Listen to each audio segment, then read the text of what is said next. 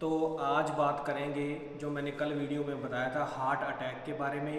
Heart attack को MI भी कहते हैं, मायोकार्डियल इंफाक्शन भी कहते हैं। ये एक एक्यूट कंडीशन होती है जिसमें बंदे को सडन हार्ट में, चेस्ट में पेन आएगा, जो आप बोर्ड पे समझते हैं इसके बारे में। सबसे पहले मैं बताऊंगा ये हार्ट अटैक क्यों होता है। एमआई मायोकार्डियल इंफाक्शन भी कहते हैं इसको।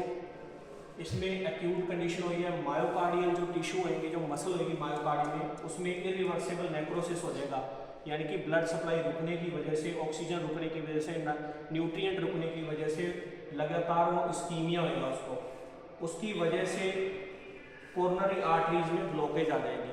कोरोनरी आर्टरीज में ब्लॉकेज आ जाएगी, वहाँ पे इन्फ्लामेशन हो जाएगा, वहाँ पे वो जो कोरोनरी आर्टरी है जो ब्लड सप्लाई करती है हार्ट को, वो बंद हो जाएगी। उसकी वजह से हार्ट में, चेस्ट में पेन होगा। उसमें क्या क्या अपने को जो क्लिनिकल फीचर होंगे वो इस पे देखते हैं। अपने क्लिनिकल फीचर उसमें सीवियर चेस्ट पेन होगा, जो पेन रेडिएट होएगा, जो अपने पूरे यहाँ पे लेफ्ट आर्म में आएगा, जॉ तक जाएगा, नेक तक जाएगा और पीछे शोल्डर तक भी उसका पेन जा सकता है। तो ये पेन टिपिकल सिम्टम इसमें ये होंगे कि सीवियर चेस्ट पेन, रेडिएट होगा और पेन 20 मिनट तक, इससे भी आगे भी चल सकता है। और एक्सेसिव स्वेटिंग होगी, बंदे को पसीना बहुत आएगा, उसको घबराहट होगी, उल्टी जैसा होगा और सांस उसका फूलेगा, ब्रीथलेसनेस होएगा। ये तो इसके क्लिनिकल फीचर होंगे। सडन एमआई होएगा जब हार्ट अटैक आएगा बंदे को। और उसके पीछे के जो क्या कारण है, जो अच्छा एक मैं और बता दूं, जो जिसको डायबिटीज मेलाइटिस रहती है या जो जिसको कोई क्रोनिक डिजीज रहती है, उनमें जो ये सिम्टम है कई बार वो साइलेंट रहते हैं। उसमें ईपीगैस्ट्रिक उसके जलन होगी जिसको हार्ट अटैक आएगा, और उसके बर्निंग सेंसेशन होगी और फटीग होएगा, और साइनोकोप एकदम अचानक से वो चक्कर खा के गिर जाएगा, बीपी लो हो जाना या बीपी बढ़ जाना। तो उसमें क्या होगा, जैसे गैस्ट्रिक पेन, और ये क्योंकि शुगर की वजह से क्या होता है, ये जो ये मैंने एक्यूट सिम्टम बताए उसमें साइलेंट रहते हैं। जिसको ये डायबिटीज मेलाइटिस हो या उसकी कंडीशन में एटिपिकल सिम्टम आते हैं उसमें। और इसके में जो हार्ट अटैक के अब क्या कारण होता है, जो बंदे को हार्ट अटैक आ जाता है। अब ये देखो, इसमें एथेरोस्क्लेरोसिस होएगा, पेशेंट की जो कोरोनरी आर्टरी होगी वो क्या होगी, हार्ड हो जाएगी, उनमें प्लाक जम जाएगा, कोलेस्ट्रॉल जम जाएगा और नेक्रोसिस होने लग जाएगा, और वो इन्फ्लामेशन हो जाएगा कोरोनरी आर्टरी में। उसकी वजह से क्या होएगा, अपने को हार्ट अटैक आ सकता है।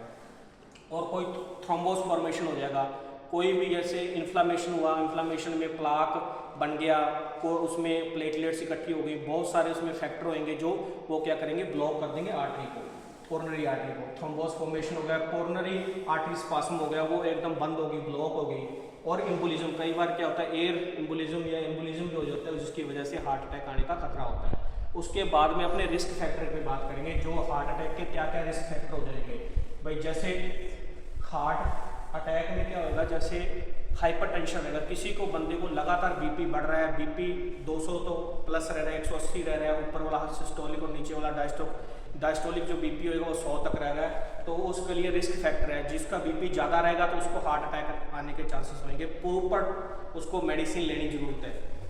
अब डायबिटीज मेलाइटिस, अगर किसी बंदे को डायबिटीज मेलाइटिस है, शुगर है बंदे को, तो उसको भी हार्ट का खतरा है, भाई हार्ट अटैक आ सकता है, भाई वो ध्यान दे थोड़ा सा।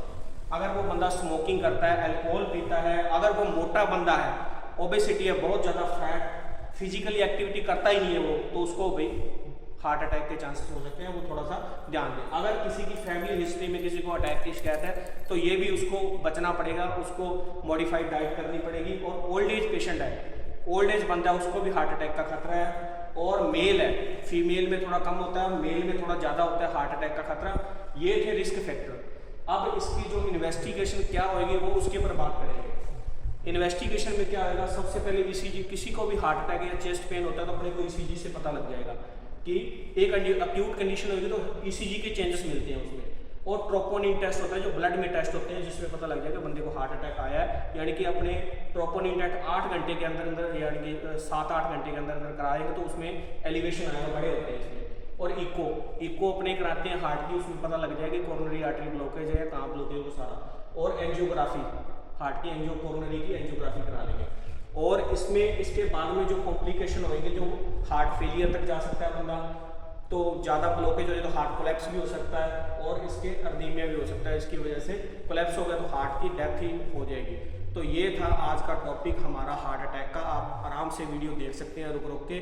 और मैं तो यही कहूँगा भी आज के खान पीन में थोड़ा बदलाव करें, फैटी डाइट ना लें, फिजिकल एक्टिविटी करें, और अपना बीपी आपका बढ़ रहा है तो बढ़िया फिजिशियन को, डॉक्टर को दिखा के आप और अच्छे से मेडिसिन कराएं। कोलेस्ट्रॉल लेवल ज़्यादा है तो कोलेस्ट्रॉल को मेंटेन करें। अगर आप में मोटापा है तो उसको कम करें, वेट रिड्यूस करें, और जितना हो सके आप फिजिकल एक्टिविटी करें, और फैटी डाइट बिल्कुल कम लें, फाइबर लें ज़्यादा से ज़्यादा, और शुगर है तो आपको शुगर को मेंटेन करें। कोई क्रोनिक डिजीज़ है तो आप उसको उसके हिसाब से ट्रीट करें, और आप इसको हार्ट अटैक को सीरियस लें, क्योंकि आपने एक बार हार्ट अटैक की दिक्कत हो गई तो फिर बाद में वो काफ़ी दिक्कत हो रही है, क्योंकि नेक्रोसिस हो जाएगा तो फिर बहुत ज़्यादा दिक्कतें हो जाएंगी।